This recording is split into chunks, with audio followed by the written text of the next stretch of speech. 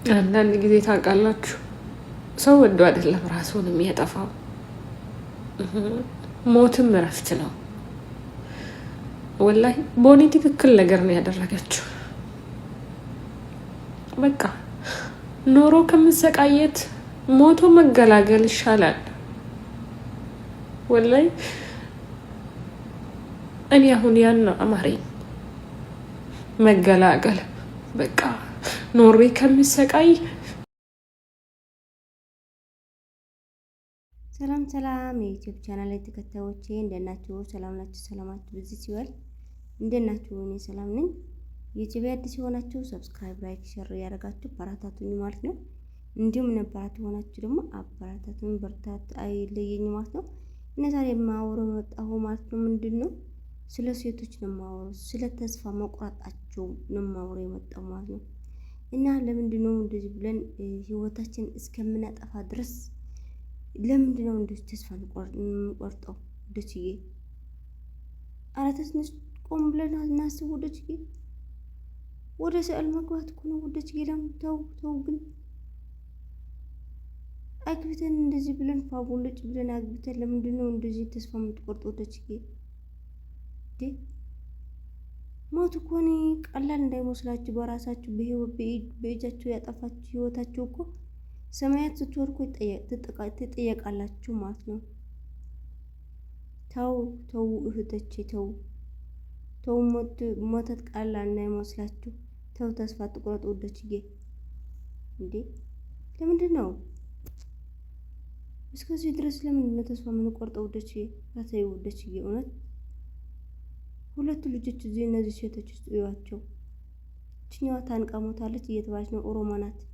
እችኛዋ ደግሞ እያለቀሰች ነው፣ ጥሩ አረገች ምናምን እያለች ነው ማለት ነው። ተው ወደችዬ ተው። በህይወታችሁ እነዚህ ብላችሁ አትጫወቱ። ቤተሰብ አላችሁ እንዴ? የሚያዝናችሁ ቤተሰብ እኮ አለው።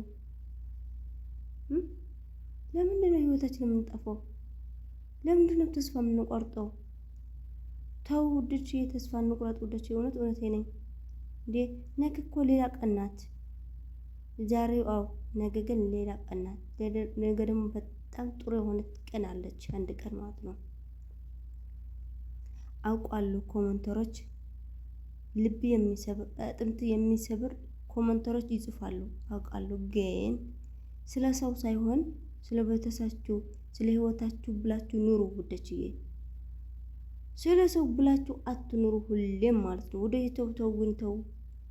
ተው ብላችሁ አትሰሙም። ግን ህይወት በጣም አጭር ናት። በቃ አለቀ ደቀቀ። እኛ መቼ ምን ሞተው እኛ መቼ ምንኖር አናውቅም። እንደ ሸክላ ናት፣ ተሰባሪ ናት ህይወታችን ማለት ነው። ስለዚህ ለምንድን ነው ህይወታችንን የምናጠፋው? ወደችዬ ኧረ ተው ወደች ነገ እኮ ሌላ ቀን ነው ወደችዬ። እና ፕሊስ እንደዚህ አድርገን ህይወታችን አናጥፋ እያልኩ ነው። ትንሽ ደግሞ በትግርኛ ናውራው ማለት ነው። ሰላም ነው ዩቲዩብ ቻናል ላይ ተከታተልቲ ሰላምኩም ትርፍ በለለ በማዕት ደግሞ በዘን ህዋት የመጽ ዘለኹ አንድ ዕሮ ማዕት መስለኒ ሓንቲ ደግሞ እንደአይቲ ሃምቷን ታይፈለጥ ኮኖ ካብትን ሰምዕን ጸልሐናን ዝሪአን ጸልሐና ኣሕዋትና ብጣዕሚ ዝስቅቕ ሞትና ብዛዕቢ ብጣዕሚ ልቢ ሰብር እንዳበኸት ሓንቲ ከምዚ ገና ተስፋ ክንቆርጾን ሰውነትና ጭራስ የብናን። ሰውነትና ተስፋ ተቆርጽናዮ ንሕና ንዓስና ኩለ በቃ ደርጋ ህይወትና ዘጥፋና ዝሕሰብ ማለት እዩ። ኩሉ ግዜ ተስፋ ክንገብር ኣለና። ህይወትና ኩሉ ግዜ ክንመርሓ ብፅቡቅ ክንመርሓ ኣለና ኣሕዋት ማዕረ ብሓቂ። እና ንምንታይ ኢና ከምዚ ገርና ኣብዚኣትን ጥራሕ ኣይኮነን ኣብ ኮመንትታት ትሪእየ በተለይ ኣብ ቲክቶክ ከድና ተሪእና ኮመንቲ ከምዚ ዝሞተት ሓኒቓ እንተሪእና ወይ ከዓ ድማ ከምዚ ኮይና ሞታ ተተባሂላ ኣነ ኮለይ ይቐረኒ ማርያምን ኣነ ኮለይ ሕሸኒ በእግዚአብሔራት እንዳልዐልክን ብሽማት እንዳፀዋዕኽን ትምሕላ ወይ ከዓ ድማ ከምኡ ትገብራ ደቂ ኣንስትዮ ተው ኣሕዋት ማዕረ። ፅባሓንኩ ካሊእ መዓልቲ እያ ደሞ ሓንቲ ካሊእ መዓልቲ እያ።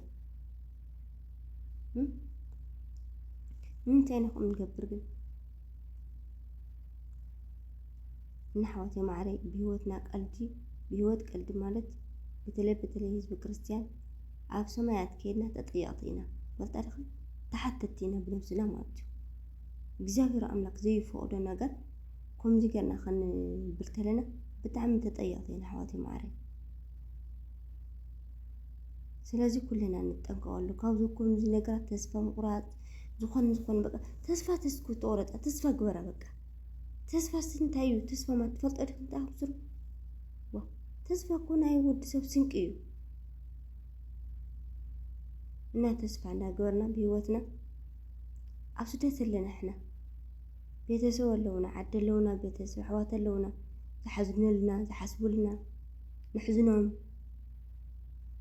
ስለዚ ኣሕዋተይ ማዕረይ ስለ ቤተሰብና ስለዛ ኣዴና ምስኪን መዓዛት መፅ ዛጓለ መዓዛት መፅ ዝወደይ እንዳትፅበየና ደቂ ኣንስትዮ ኣዴታት ስለ ዘለዋና ንዓኣተን ኢልና ብቻኻትኩም ከምዚታት ኣይንእቱ ኣለዉ ኣይነ ተጋሩ ኣሕዋትና ኮለ ከምዚ ይገብር ሰብ የለና ለሞሊ እዩ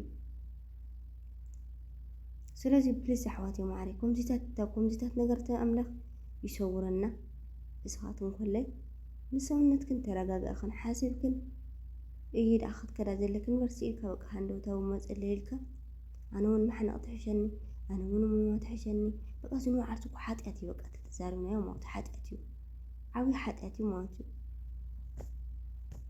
ስለዚ ኣሕዋተይ ማዕረይ ኣይቲ ማስኪ ሕማቕ ነገር ኣይትዛረባ ንኽብለክን ይደሊ ሕማቕ ዘረባ ፅቡቅ ኣይኮነን ተስፋ ምቁራፅ ፅቡቅ ኣይኮነን ኣይወትና ኩሉ ግዜ ተስፋ ክንገብር ኣለና ኣነ ክዕወት ኣለኒ ኣነ ክሰርሕ ኣለኒ ሰሪሐ ዓደይ ከይደ ተሓዊተይ ናብዚ ዓብዪ ደረጃ ክበፅሕ ኣለኒ ዳ ክንብል ኣለና እሞ ሲና ሂወትና ክነጥፍእ ዝሃበና ብዝሃበና ኸና ሃንደበታዊ ወይ ከዓ በቃ ብዝኾነ መፂና ሰብኣየ ክሒድኒ ቤተሰብ ክሒዶምኒ ኢልና ሂወትና ባዕልና ኣይነጥፋያ ሂወትና ባዕልና ተጥፊና ፅባሕ ንጎት ተሓተት ኢና ንሕና በቃ ብስሩ ናውስኦ ኢና ኮለይኩ ፈልጣ ዲኽን ናውስኦ ኣለና ና ሓጢኣት ዓብዪ ሓጢኣት እዩ በቃ ታብና ሓጢኣትና ግን መጀመርያና ቁም ኢልና ደው ኢልና ክንሓስብ ኣለና ተስፋ ክንገብር ኣለና ተስፋ ንቁረፅ ኣብ ሂወትና ኣነ ኩሉ ግዜ ተስፋ ኣይንቁረፅ እየ በቃ ባሕተ ነጥፊ ስለዚ ብቻኻትክን ኣሕዋተይ ማዕረይ ንኩሉ ሰብ እዩ እዚ መልእኽትታት እዚ ንሓደ ሰብ ጥራሕቲ ኣይኮነን ኩሉ ሰብ እዩ ትሪኣ ኣለኽን ዝኣረሙ ተመርዕያ ስካብ ሓዳራ ጌራ ምናምን ሕጂ ግን ሂወታ ጥፍያ ኣላ ማለት እዩ ያ ደሞ ድድሕሪያ ምካ ትሕሸኒ ናይ ሓቂ እያ ትብል ኣላ ስለዚ ዝንባዕ ዓርሱት ዋና ዓብዪ ሓጢኣት እዩ በቃ ሓጢኣት ዘይነበረካ መዘዝ ተምፅባሕልካ በቃ ተረዲእኩም ስኦል ስለዚ ፕሊስ ብቻኻትክን ከምኡ ትገብራ ሰባት ከምኡ ትሓስባ ሰባት ተጠንቀቓ ክብለክን ይደሊ ባይ ባይ